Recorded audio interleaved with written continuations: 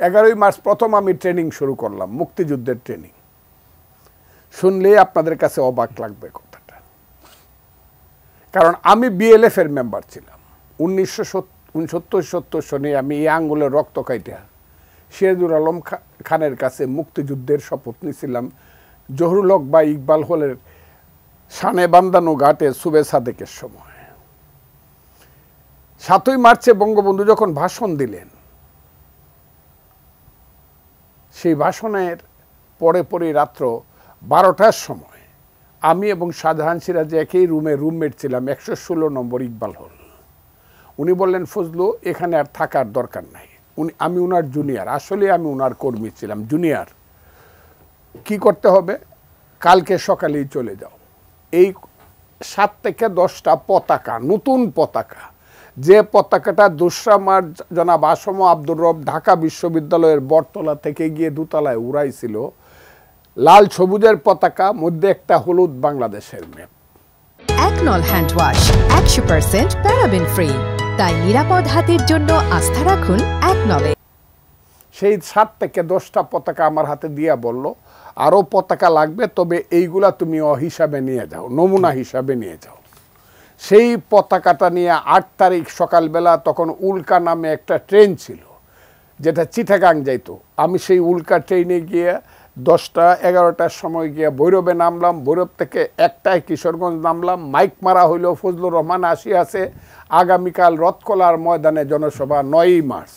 সেই জনসভায় আমি খুব দ্রুত বলতেছি, আমি যেহেতু তাদের সিনিয়র ছাত্রদের, তখন কিশোরগঞ্জের সবচেয়ে সিনিয়র লিডার ছিলাম, ছাত্রলীগের ঢাকা বিশ্ববিদ্যালয়ের ছাত্রনেতা। আমার দুই পাশে ছাত্রলীগের প্রেসিডেন্ট ফজলুল হক, সেক্রেটারি শাহাবুদ্দিন ঠাকুর। 1971 সনের 9ই মার্চ কিশোরগঞ্জের রথকলার ময়দানে পাকিস্তানের পতাকাটা নামাইয়া পুরাইলাম, বাংলাদেশের পতাকাটা তুললাম। 10 তারিখে গ্রামের বাড়িতে গেলাম। আজকে 11 তারিখ থানায় গিয়া বললাম, ওসি সাহেব আপনার কোনো কাজ নাই, অস্ত্রগুলা দিয়া দেন, আমরা এখন ট্রেনিং দিব।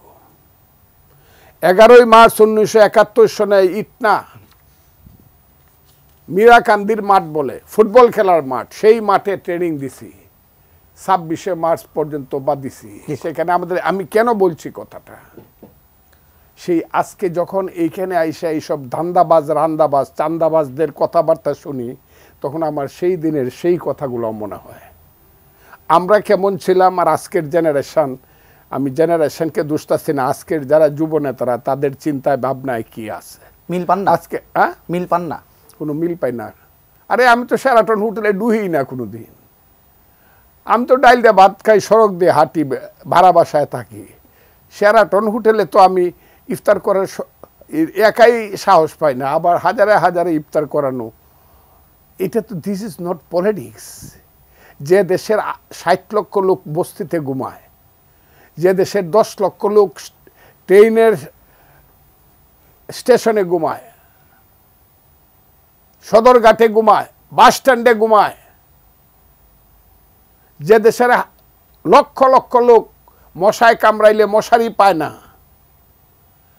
যে দেশের 23% লোক, 4 কোটি মানুষ দিনে মাত্র এক বেলা একটু খাইতে পারে, আর 2 বেলা পানি খায় অথবা লিকুইড খায়া থাকে বা বিস্কিট খায়া থাকে, রিক্সা চালায় অমুক করে তম করে, সেই দেশে রাজনৈতিক দল নতুন করে শেরাটনে ইফতার করলে তাদের মানসিকতা, হ্যাঁ, আগেই বোঝা যায় মানসিকতাটা।